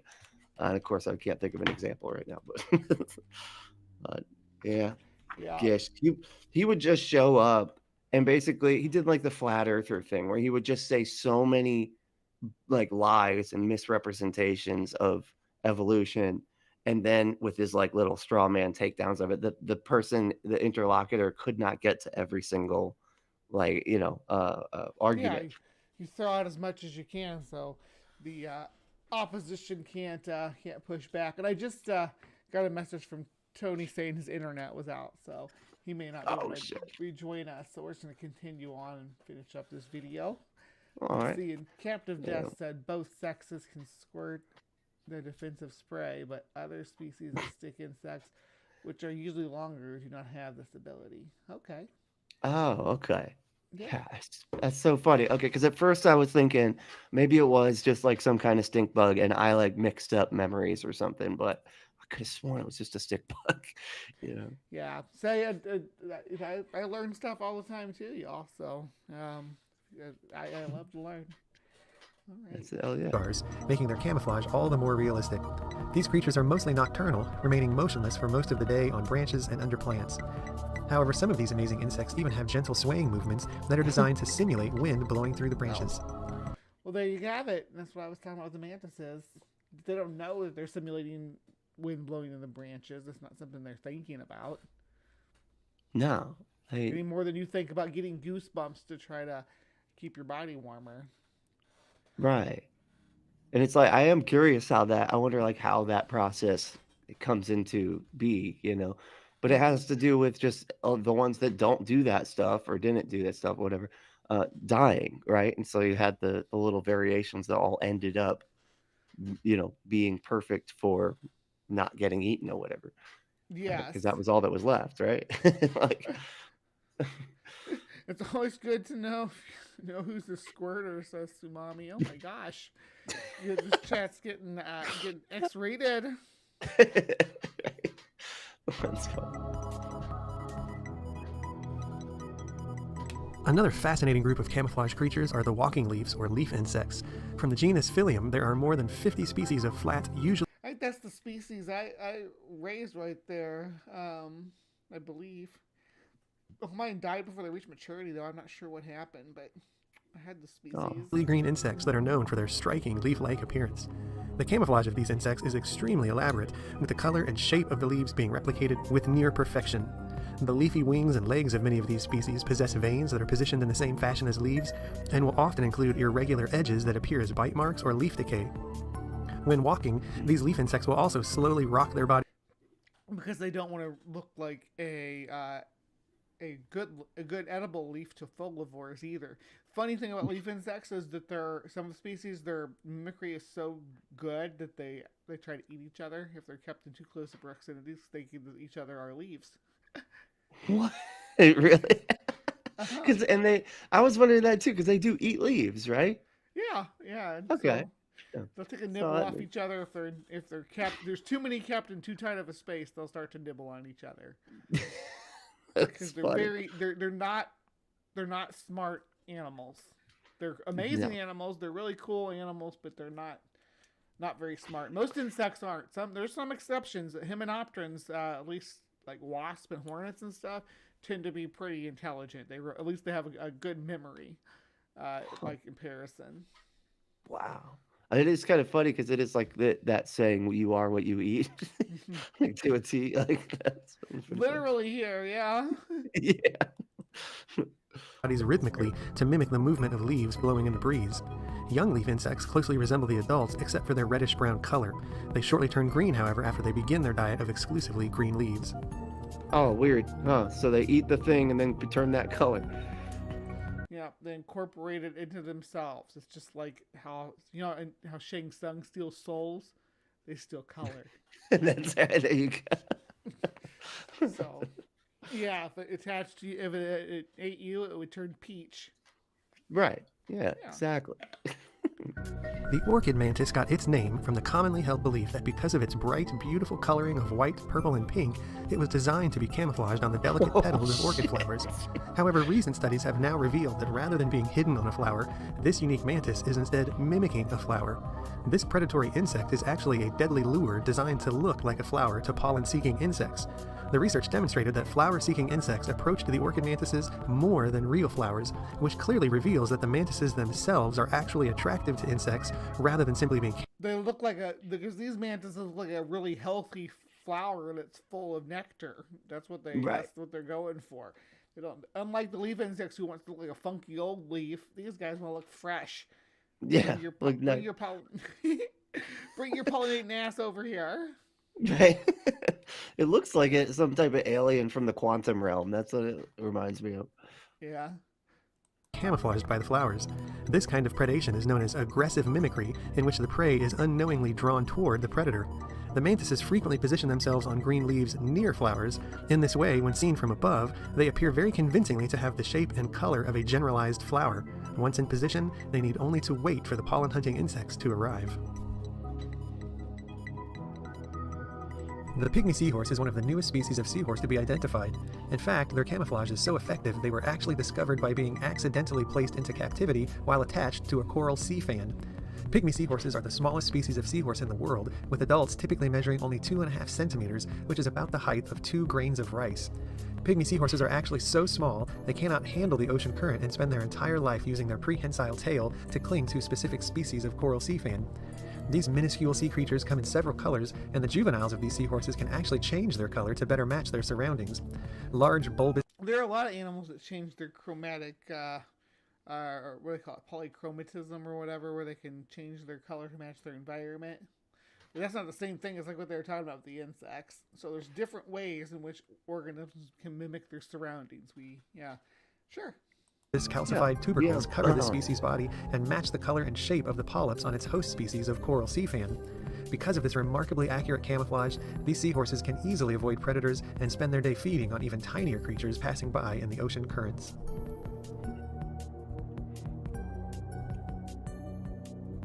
Chameleons are another remarkable creature with camouflaging capabilities that scientists only recently began to fully understand. For a long time, it was falsely believed that chameleons change their color to blend into their surroundings and thus conceal themselves. It is now understood, however, that their usual standard coloring features various shades of green, which provide natural forest camouflage. It is only when a chameleon is threatened, agitated, or trying to attract a mate that they begin to display their extravagant array of colors. Even more fascinating than a chameleon's remarkable ability to change colors is the staggeringly complex process by which this is accomplished. Just below the chameleon's heavily textured skin lies two... Okay, yeah, we're talking about chromatophores here, but I just wanted to say that chameleons aren't the only reptiles that can do this, and there are other lizards that actually change their color as well, and the processes by which they undergo this change can vary. Layers of cells called iridophores, Yeah, we which have contain an intricate... we have these geckos that like, and you'll see if they're like on like a beige wall or something for a while, they'll blend right in with it, you know. And for the longest time, I thought that was just the color they were, but then I've seen them on like trees and stuff, and they were brown, and they're on the. It was weird. So yeah, it's not just the chameleon. Yeah, it's the way that they reflect light is unique. Something that iguanas, if you hold them and you put heat next to them, the skin underneath where you're touching them turns darker. Oh wow! So you can like if you hold. We used to raise green iguanas, and when I was a kid, and if you hold them when they're about big enough to wrap your fingers around like that, you can hold your hand like that and space your fingers out and hold them like that for a long time, like not a long time, like 5 or 10 minutes, and you move your fingers, they'll have tiger stripes where your fingers were, and look like they're striped. Oh, weird. That's awesome. And they like it because laying on you is just like laying, because you're warm 98 degrees, right? It's just like, to them, it's just like laying on a rock. Oh, yeah, because they like the warmth. Let's see, what's going on out here? I would like to have a saltwater tank with seahorses someday. Yeah, that'd be pretty cool, Dave. Hell yeah. I went through a crazy aquarium phase. Shit got out of hand, and then one of my big tanks got contaminated with nematodes, and the party ended. Yeah. What the fuck are what? Nematodes? Nematodes.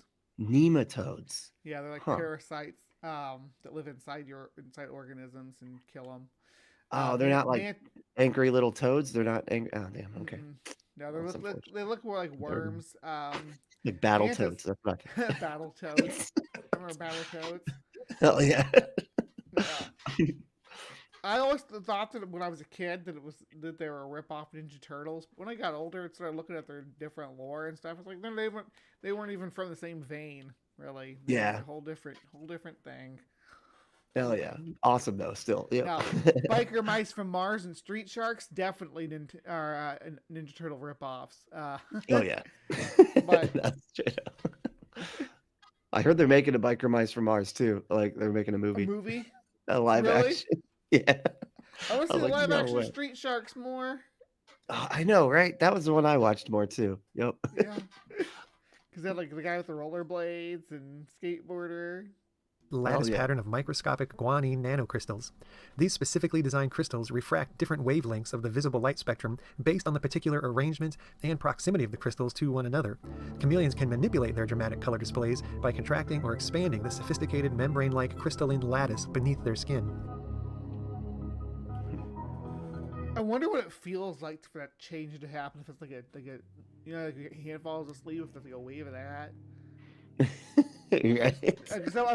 I keep picking at my throat too because I was watching him change the color of his throat. I'm like, I wonder if like it would tickle right through here, if it'd feel like something was moving around, if you'd actually feel the physics of the crystal's structures turning and stuff. Yeah, I was like the tingle you get when you pee or something, you know. Or like when you get goosebumps. There you go. Yeah, goosebumps. That's perfect. Yeah. Yes, I bet it feels like that. We'll just go with that. Yeah, that is. One special creature that makes use of both mimicry and snake! The fuck? It's a caterpillar mimicking a snake. It's like a pig caterpillar. A caterpillar. Yeah, pigapillar. Behavior in order to protect itself is the spicebush swallowtail caterpillar. This caterpillar hatches from eggs that are laid on the sassafras tree.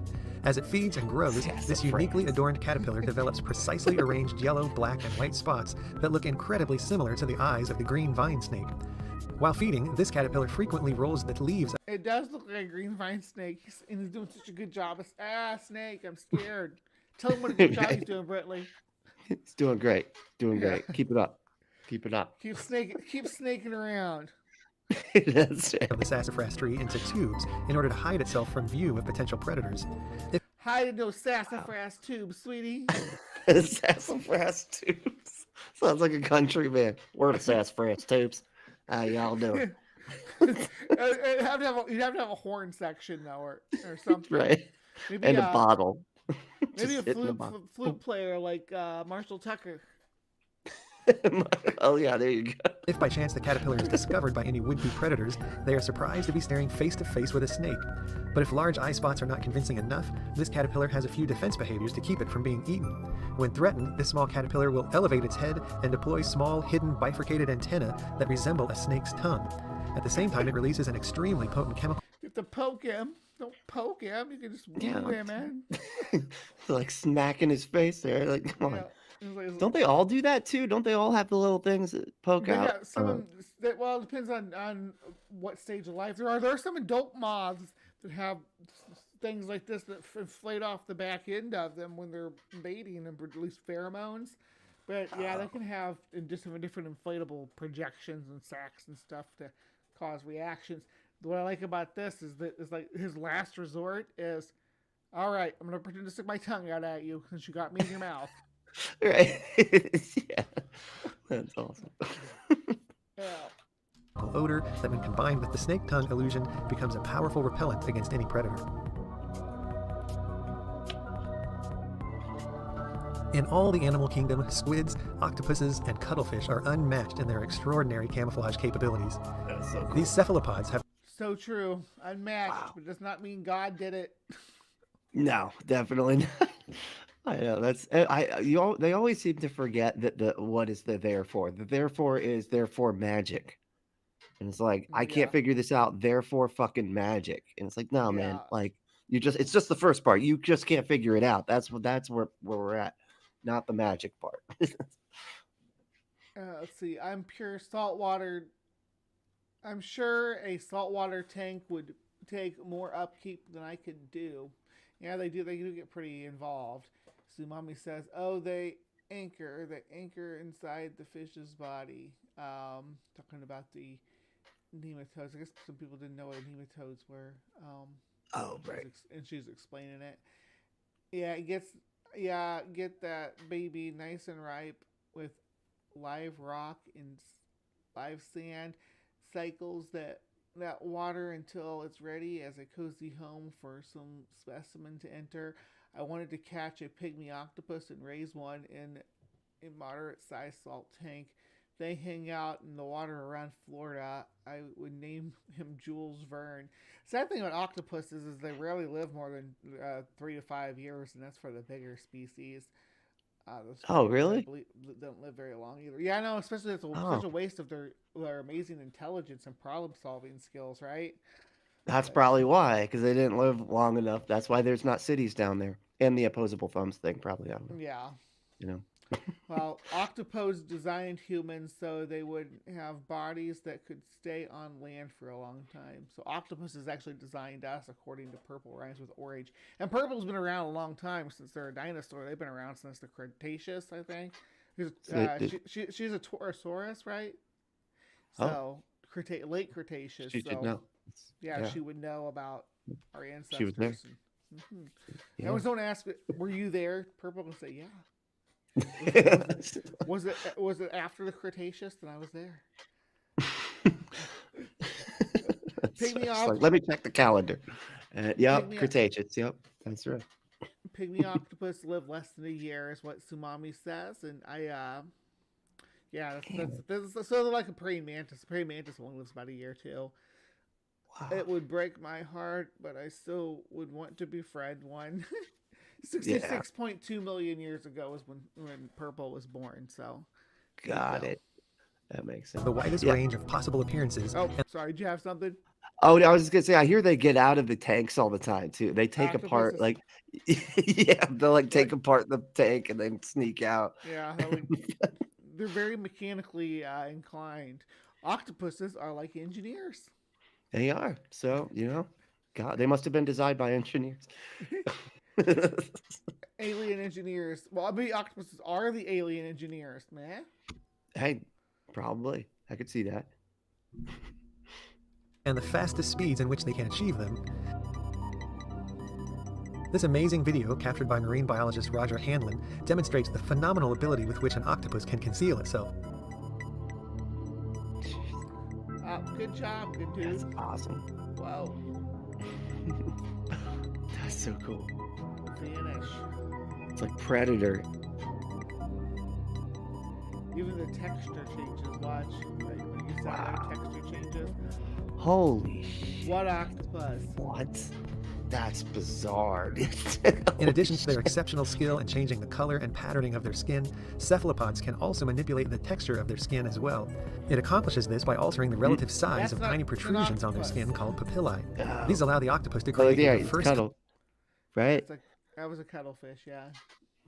And let's talk about the papillae that they can use to collection of make textures from small bumps to tall spikes. Cephalopods also have a wide range of control over the colors they can display. Specialized skin cells called chromatophores are essentially microscopic muscle-controlled ink sacs. These tiny sacs contain a range of possible colors whose relative value can be changed by expanding or contracting the cell. Even more astounding is the fact that octopuses make these adjustments to match. So amazing. Yeah, an octopus. Each one of an octopus's arms can function on its own too. Did you know that? Like, wait, what is it? They can. Yeah, the arm has its own brain. Each arm has its own brain. Holy shit! Okay. There's a species of octopus called the Argonaut octopus. They live inside. They use shells as hideouts, but they'll actually, the way they reproduce is they get close to the female and then they rip off it. They have a special arm. hypocotyledus or whatever that is actually their reproductive organ too. When they get close proximity to the female, they rip it off and let it go, and it swims and finds its way inside her ova to fertilize her eggs on its own. Yeah. Holy shit, that's weird. Isn't that weird? Cool. That's awesome. Holy shit. Captain Death said, I have seen some cool videos. The one I saw the other day spotted water bears that would be neat. Water bears are so cute. Oh yeah. Yeah. Yes, they are known for escaping aquariums. One flooded the building one night by blocking the tank drain so it would overflow for them to get out. Oh, that's brilliant. See, they're so smart. That's awesome. Their environment based on sight and can elicit these changes in only a few seconds or less. Jeez. All of these animals and countless others like them are incredibly exciting evidence for the existence of God because they exhibit artistic design in an absolutely indisputable fashion. It's not artistic design. That's the art. I was wondering, like, what is the point of the distinction between the factory design and the artistic design that they started out with? Say, like, these are the different types of design. Like, okay, like I feel like there's probably more types of design, but it's so we're to look at the trees at this point. Yeah, it's just at least an honest argument, which is better than most of them. But when peeing in the Amazon River, watch out for the spiny kangaroo, says Big Bad Mama, and yeah, they will crawl right up in there and spread their spines. Ouch. Yeah, that sounds we can see evidence for God when we acknowledge the design of these animals from an aesthetic standpoint. That is, how they look, especially in comparison to their natural environment. Animals like these and countless others. I've seen one of those leafy sea dragon. Have you ever seen one in an aquarium or anything? No, this is the first time I've seen it. It's awesome. They had a green one and a red one at the Sheds Aquarium or was it Sheds Aquarium or is it the St. Louis Union Station Aquarium? I can't remember. One of those two aquariums I've been to recently had leafy sea dragons, and they live in like this tidal zone, so they have really strong tails, and they hang onto the seaweed and just go in and out with it as the tide goes in and out. It's really cool. Wow, that's awesome. Holy shit. So the tank that they were in had like suction going back and forth. Yeah. Oh, had like the real high current, simulated, so they could live their natural lives. Because awesome. they're supposed to be swaying with the waves constantly. Oh, I see. Yeah, that's cool. That employ camouflage or mimicry beautifully exhibit design in an artistic sense. The way in which they perfectly match colors, textures, shapes, and patterns simply cannot be accounted for from a naturalistic standpoint. God, I love snow leopards. Grayson, are you watching? It's a snow leopard. Oh, they're so pretty. You're supposed to say, what snow leopard? I didn't see it. Where I was looking for such a good hider. Good kitty kitty. Yeah. Good kitty. I'm scratching behind the ears. All right, we'll continue. This could not just happen by chance. And if there is a reason for something, then there is also purpose. Purpose does not and could not simply arise from undirected, random, natural processes. I feel like that's not true. There is an inherent intentionality in having... It's definitely not true. Yeah, again, like he's saying, like that it's completely unaccounted for. Like there's no explanation is on like an evolutionary basis for this, and that just couldn't possibly be true. We actually see mimicry camouflage evolving in the pepper moth that you guys have just disputed and said it's not true, and that's proof. Yeah, so that I guess that's why they did that before they got to this section, though, right? Like they wanted to say, you know, those peppered moths. Yeah, that's bullshit. Just because we say so, and it's not evidence for evolution. Now, these animals that are camouflaged, they're evidence of design, and God designed it. So they want to. It's heads I win, tails you lose. Right. Yeah, you're right. Because they did. They put that out there. Like, well, it is like evidence of small incremental. Changes. Which is all that evolution. Okay. You know, it's like, jeez. We are nearing the end. We're in the last 5 minutes of the video now. One object look like another, even more so when those objects are living organisms that grow and change over their lifespan. And achieving this is not an easy thing to accomplish. Ask any beginning art student. It takes skill and intelligence to know how to elegantly shape a form to resemble another pre-existing object. The proposition here is that God is like hand painting each organism, hand assembling each organism. Yeah. Like, what? That doesn't make any sense. And he's like making it, they're making it sound like they had to practice. Is like God all the of the force? Right? Or yeah. It's like, well, at first they're saying like the insect itself has to try to look like stuff, and that's real hard to do because you can see the kids painting. That takes them a minute to get good at painting, so therefore God had to do it. Like, is that really the argument I just heard? Wow. Yeah. The insects, they just aren't, they don't look at their little hands, they can't paint themselves green. They're not good at it yet, you know? It took them millions of years, I guess. Jesus. It takes skill and intelligence to match the subtle nuances of shades of a very specific color.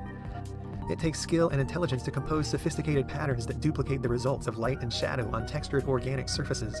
It takes an artist to do these things with such expert precision. They just survived more. Animals man. mimicking. Yeah, it's the ones that are able to do it better. Are That's the it. ones who pass on their genes. Yeah, so it's gonna pass on the genes of the ones that looked more and more like their environment, and then it just naturally did that. That's so funny. Wow.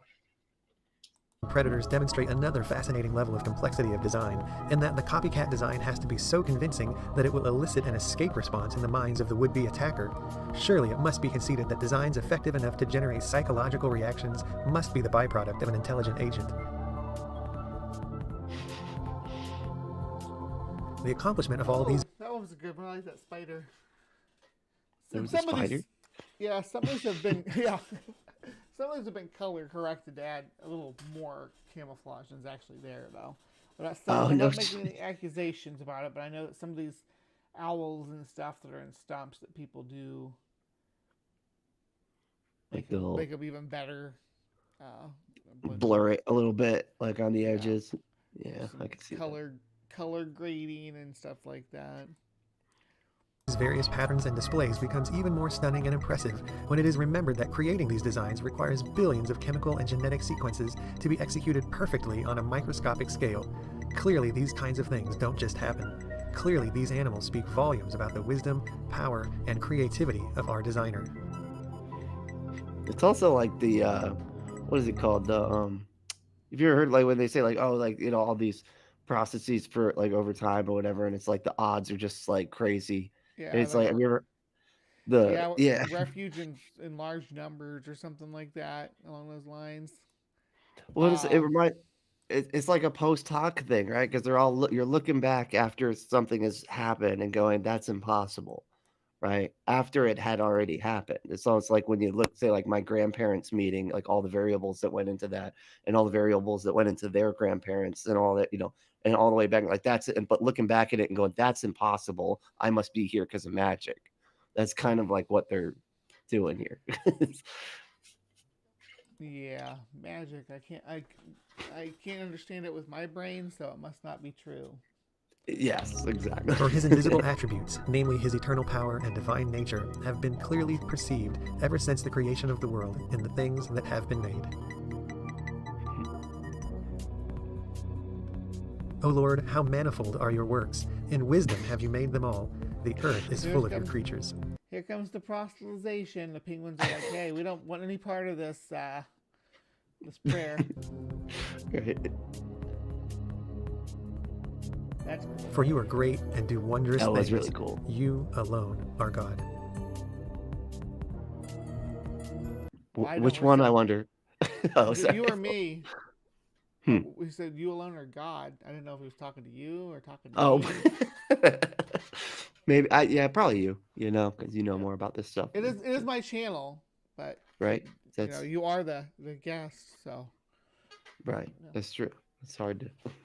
Yeah. But ask the beasts, and they will teach you, the birds of the heavens, and they will tell you, or the bushes of the earth, and they will teach you. and the fish of the sea will declare to you. Who among all these does not know that the hand of the Lord has done this? In his hand is the life of every living thing and the breath of all mankind.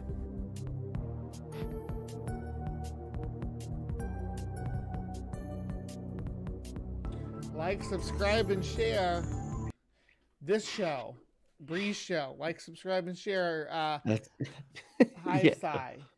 That's what you need to do. And keep coming back for more, because I'm going to keep making this stuff as long as people keep making stupid claims. Yeah, I'm going to be here to argue against them. Brentley, what do you got coming up this week? Tomorrow I'm gonna do tomorrow I'm doing a stream. I'm trying to do just random ones so that I just don't know what I'm gonna be doing until I get there, and just sign in, and then the people in the chat and stuff can help decide which video we choose. This is kind of fun. So, Always fun to have some interaction with your audience, for sure.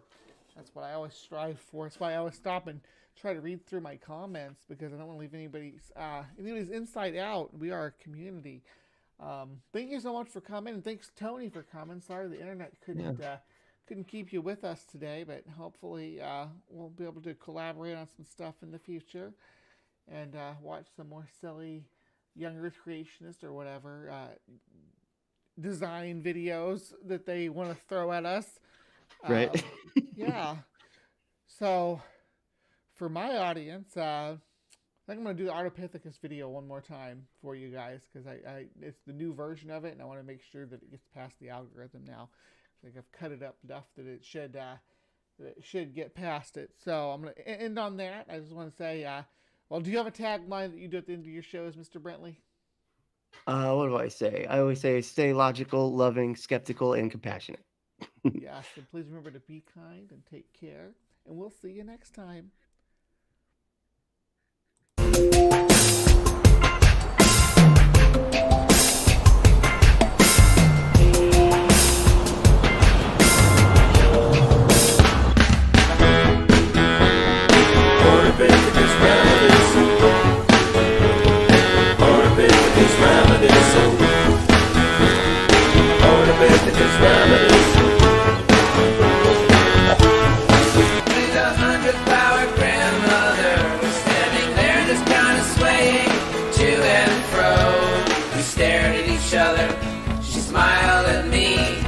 She's not quite human, she's not chimpanzee, oh.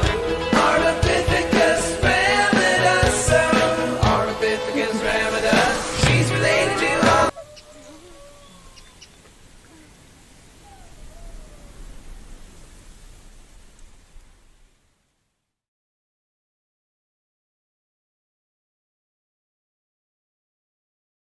Recent Tartarian, recent Tartarian, recent Tartarian, recent Tartarian, recent Tartarian, recent Tartarian, recent Tartarian, recent Tartarian, recent Tartarian, recent Tartarian, recent Tartarian, recent Tartarian, recent Tartarian, in what way?